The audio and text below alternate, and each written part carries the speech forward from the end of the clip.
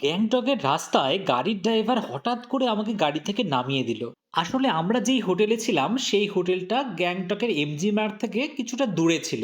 তাই সেই হোটেল থেকে আসতে আমাদেরকে একটা গাড়ি ভাড়া করতে হয়েছিল। কিন্তু সেখানকার নিয়ম অনুসারে একটা গাড়িতে চারজনের বেশি উঠতে পারবে না।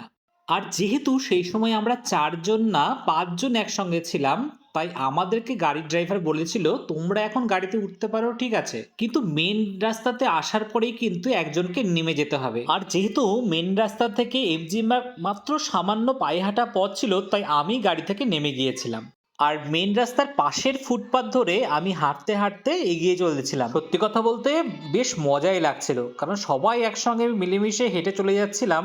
এবং আশপাশের যে সমস্ত দোকানগুলো ছিল সেগুলোও কিন্তু দেখছিলাম অনেক ধরনের জিনিস বিক্রি হচ্ছে সেখানে। একটা কথা মনে রাখবে, তোমরা যদি কোথাও যাও আর সেখানে যদি পায়ে হেঁটে ঘোরো তাহলে দেখবে সেই জায়গার সম্পর্কে বেশি ভালো তোমরা জানতে পারবে।